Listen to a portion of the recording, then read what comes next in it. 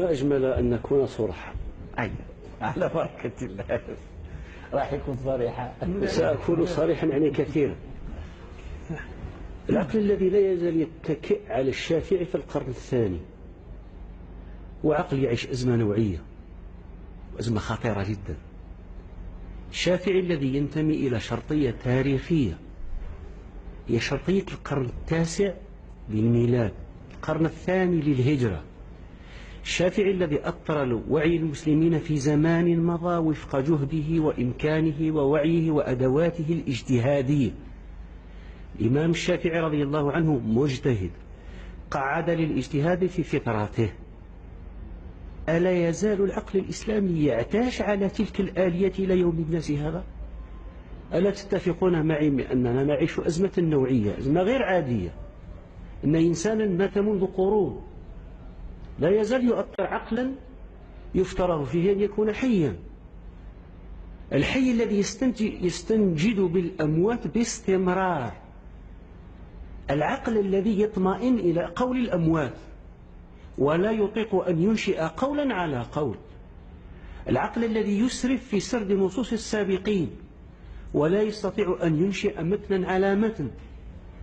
لا يفهمن من كلامي أنني أدعو إلى قطيعة، وإنما أقصد إلى أن الوعي الإسلامي يجب أن يستفز استفزازا جذريا لكي ينشئ نفسه من جديد، النشأة المستأنفة التي تجعله ينبثق الانبثاق السوية التي سيتجه بها إلى العالم.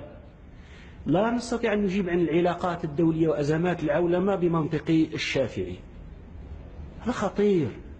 لا نستطيع أن نواجه العالم بمنطق ابن تيمية، منطق فيه حدية خطيرة جدا.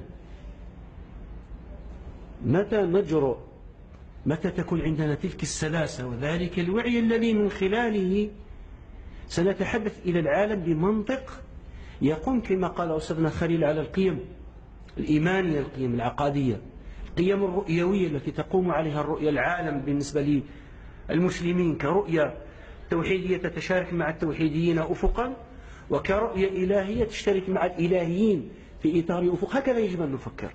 لا يجب أن نفكر بمنطق هذا وثني وهذا توحيدي، هذا وضعي وهذا سماوي. هذا زمان ولا التصنيف فيه.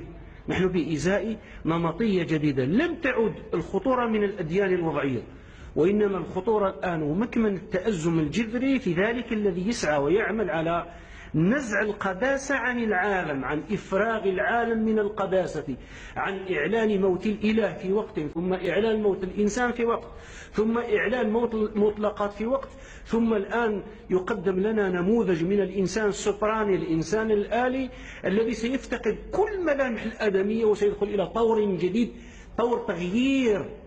ولا آمرنهم فليغيرن خلق الله.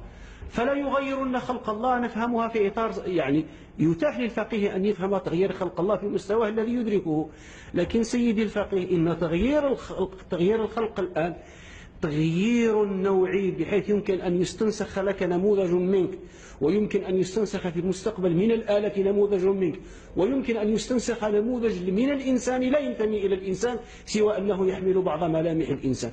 فقه هنا منهك من ثقل إجابات الماضين يا جماعة الخير. أسأل سؤالا صريحا: أين نحن الآن من الوعي القرآني الذي تحدث عنه أساتذتنا الآن؟ لا نذكر النصراني إلا بالنجاسة، ولا نذكر اليهودية إلا إذا أتممناه باللعن فنقول اليهودي لعنة الله عليه، ولا نذكر المخالف من المسلمين الآخرين إلا إذا قلنا زنديقا أو ضالا أو مبتدعا. انزلوا إلى شوارع الجزائر وانصتوا.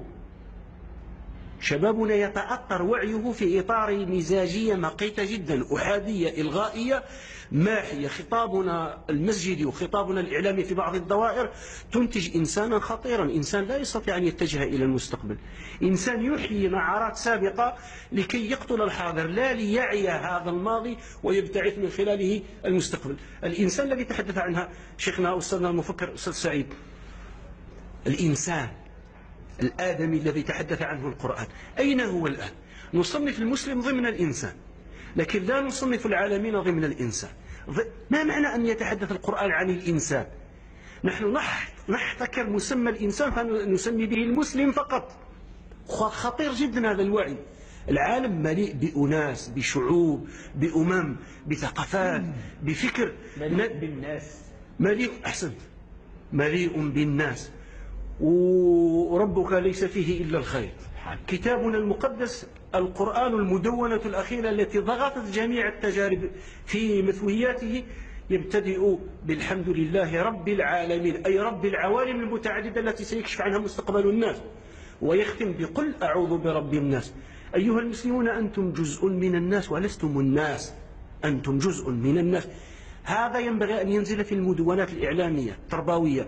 خطباء المساجد الذين صدعوا رؤوسنا بخطاب الإلغاء والإقصاء والمحو يجب أن يتجددوا، فيخاطب المسلم على أنه إنسان، أو قل على أنه مخلوق في المقام الأول، ثم هو إنسان في المقام الثاني، ثم هو مسلم بالمعنى الجزئي الذي أتحدث عنه، وكل الخلائق هي مسلمون لله.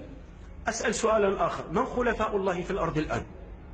أو قل بتعبير أدق: من الخلفاء عن الله الآن عمليا في الأرض؟ ماذا يقدم المسلمون للإنسان؟ ما هو الدواء الذي نقدمه للإنسان؟ ما هو الفكر الشافي الذي نقدمه للإنسان؟ ما هو الأمل الذي يزرعه المسلمون في الإنسان؟ ما هي المناجزة العقائدية أو الرؤيوية أو العلمية أو التدبيرية التي يقدمها المسلمون للإنسان؟ أن تقول هذا مؤلم معناه أنك قد خطوت الخطوة الصحيحة لتصويب الأشياء وردها إلى نصابها. نحن يا أساتذتي ويا أبنائي وبناتي وكل من يتابعنا، نحن معنيون بأن نبتعث المزاج القرآني من جديد. في خطبائنا الآن من يقول النصارى واليهود ليس لهم إلا السيف. هم يسمحون لك ببناء المساجد. هل تفكر في يوم من الأيام أن تسمح له ببناء الكنيسة شرط أن تكون هذه الكنيسة مؤسسة دينية لتؤطر عملا دينيا مسيحيا في وسط المسيحيين الجزائريين أو غيرهم، من غير أن تكون له ولاءات هنا أو هناك؟ الأمر في ثقافتنا الجزائرية واضح ومحسوم، ومن غير أن نخون أحدا أو أن نتهمه. اعرض الفكرة في استفتاء بسيط: من سيقبل منك هذا؟ من الكنائس الآن في أوروبا تفتح أبوابها يوم الجمعة للمسلمين ليصلوا جمعاتهم، لأنهم محرومون في بعض الدوائر من أن يفتحوا دور العباد. هل نحن مثلا تجوزا هل نحن نسمح لمسيحي أن يدخل إلى المسجد ليسأل الإمام؟ أنا لا أعمم مسيحي مجران. مثال مسيحي مجران. هذا مثال أتوجه به خاصة إلى شبابنا الجزائري الرائع الذكي، كما قلت في حصة سابقة، وأنا أعي ما أقول. شبابنا يحتاج إلى من يكلمه فيدخل إليه بقلبه ويدخل إليه بعقله. النبي صلى الله عليه وآله وسلم، الرسول الأعظم صلى الله عليه وآله وسلم، يستقبل وفدا من جميع نصران نجران وفي مسجده، وعندما قاموا واتجهوا إلى الشرق ليصلوا صلاتهم قام بعض الصحابة لينتهروهم، قال: مهل، دعوهم ليصلوا. فقرعوا نواقيسهم وقالوا صلواتهم وترانيمهم في مسجد رسول الله وبمحضر رسول الله. سي أحمد، أين نحن من هذا الوعي؟ أين نحن من هذا الوعي الذي يمكن أن نواجه به الحياة؟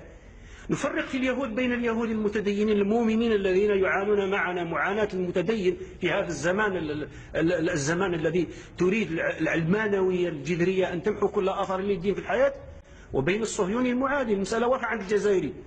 ماذا به هذا الوعي يتعمم؟ اليهودي خاطيني، أنا مشكلتي مع الصهيوني. المسيحي غير المتصهين أو المسيحي غير المعادي ما عنديش معه إشكالية. المسلم من التلوينات الأخرى ما عنديش معه إشكالية. هذا الوعي القرآني. لكن واقعيا من الذي نعيشه يا جماعة الخير؟ نحن بحاجة إلى أصوليين، ويقول يكون شيخ قاضي وشيخ خميسي وأساتذتنا الأفاضل من هؤلاء الأصوليين الجدد الذين سيؤطرون الحياة بوعي القرن الخامس عشر للهجرة والقرن الواحد والعشرين. ومثال أخير وأختم: أستاذنا مالك بن نبي في كتابه المسلم في عالم الاقتصاد بدأه بمقدمة جميلة. قال: فقهاؤنا نتعبهم كثيرا لأننا نطلب منهم في بعض الأحيان، وعندما أقول الفقيه في الدائرة السنية حتى أكون دقيقا، نرهق فقهاءنا عندما نطلب منهم أكثر مما يطيقون، لأن عدتهم قديمة، عدتهم النظرية والمنهجية قديمة جدا. فتسأله عن أشياء في إطار التنظير السياسي والاقتصادي والاجتماعي الثقافي العالي جدا. المشكل مش فيه، المشكل في من لا يزال يحتاج إلى هذا النوع الذي يجب أن يتجدد. هذا الذي أقصده طبعا من غير أن أعمم، فهناك طبعا جيوب إيجابية جدا ستؤسس إن شاء الله للواقع الإسلامي المقبل.